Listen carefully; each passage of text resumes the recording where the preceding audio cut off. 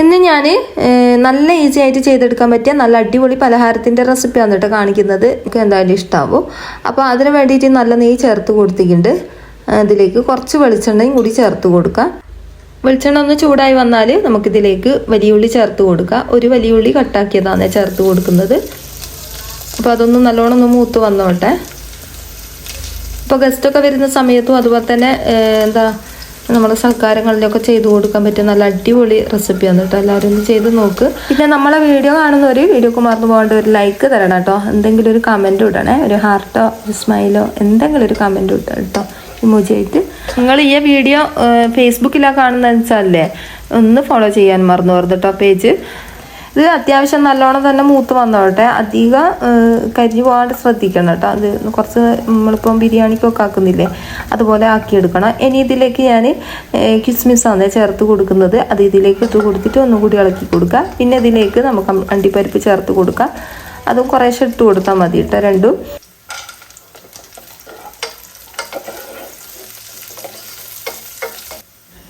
അപ്പോൾ ഇതാ ഏലക്ക ചതച്ചെടുത്തതാണ് കേട്ടോ അത് ചേർത്ത് കൊടുക്കുന്നത്. നിങ്ങളെ കയ്യിൽ പൊടി ഉണ്ട് അത് ചേർത്ത് കൊടുത്താൽ മതി.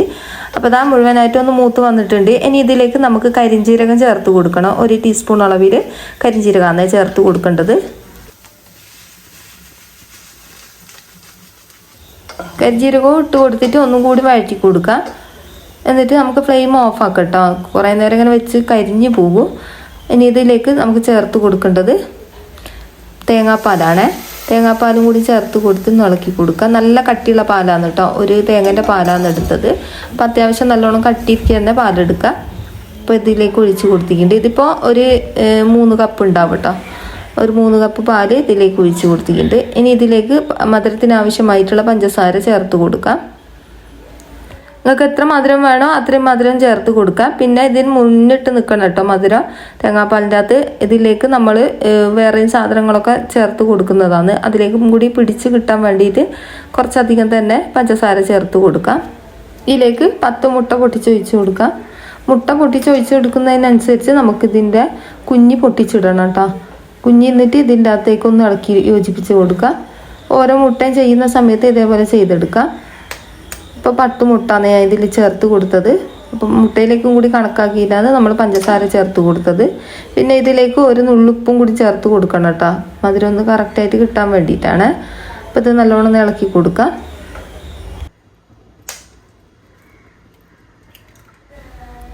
എല്ലാ മുട്ടയും ഞാൻ ഇതേപോലെ ചെയ്തെടുത്തിട്ടുണ്ട്. എന്നിട്ട് ഇത് നല്ലോണം ഇളക്കി ഫ്ലെയിം ഓൺ ആക്കിയിട്ട് ഇട്ടിട്ട് ഇതേപോലെ ഒന്ന് ഇളക്കി ചൂടാക്കി എടുക്കട്ടോ. അപ്പോൾ ഈ ഒരു സമയത്ത് ഇതേപോലെ കട്ടിയായിട്ട് വരും. അപ്പോൾ ഈ ഒരു ഇതാണ് കറക്റ്റ് പാകം. ഇത്രയും മതിയാകും. ഇത് നമ്മൾ പുറത്ത് കൊടുക്കുന്ന ഗരം മസാലപ്പൊടിയാണ് കേട്ടോ. ആർക്കും വേണമെങ്കിൽ കോണ്ടാക്ട് ചെയ്താൽ ഈ ഒരു നമ്പറിൽ എല്ലാത്തിലും ഉപയോഗിക്കാം കേട്ടോ. വെജിറ്റബിൾ കറി അതുപോലെ തന്നെ മുട്ട, ഏത് ടൈപ്പ് മസാല കറി ആയാലും അതുപോലെ തന്നെ ഏത് ടൈപ്പ് ബിരിയാണി ആയാലും മന്തി ആയാലും എല്ലാത്തിലും ഓരോന്നുള്ളിൽ ചേർത്ത് കൊടുത്താൽ മതി. 45 വർഷമായി കേട്ടോ ഉപ്പ ഈ ഒരു ഗരം മസാലപ്പൊടി വെച്ച് കല്യാണ വീടുകളിലൊക്കെ ബിരിയാണി തയ്യാറാക്കുന്നത്. അപ്പോൾ ഉപ്പാൻ്റെതായ രീതിയിൽ ഇപ്പോൾ ചെയ്തെടുത്ത ഗരം മസാല നമ്മൾ കൊടുത്ത ഒരുപാട് ആൾക്കാർ നല്ല നല്ല അഭിപ്രായം പറഞ്ഞ ഗരം മസാലപ്പൊടിയും കൂടിയാണ് കേട്ടോ. അപ്പോൾ ആർക്കും വേണമെങ്കിൽ ഈ ഒരു നമ്പറിൽ പെട്ടെന്ന് തന്നെ കോൺടാക്ട് ചെയ്താൽ സാധനം നമ്മൾ അവിടെ എത്തിക്കുന്നതാണ് കൊറിയർ വഴി. പിന്നെ ഇതിലേക്ക് വേണ്ടത് നമ്മളെ തൊലിയാണ് കേട്ടോ. തൊലി എന്ന് പറഞ്ഞിട്ട് ഇങ്ങനെ പൊങ്കാലിടാൻ വരുന്ന പോലെയാണ് കേട്ടോ കൂടുതലായിട്ടുള്ളത് ഷീറ്റാണ് കേട്ടോ. അപ്പം നമ്മളങ്ങനെ പറഞ്ഞ് ശീലിച്ചതാണ് കേട്ടോ അങ്ങനെ തൊലിന്ന്.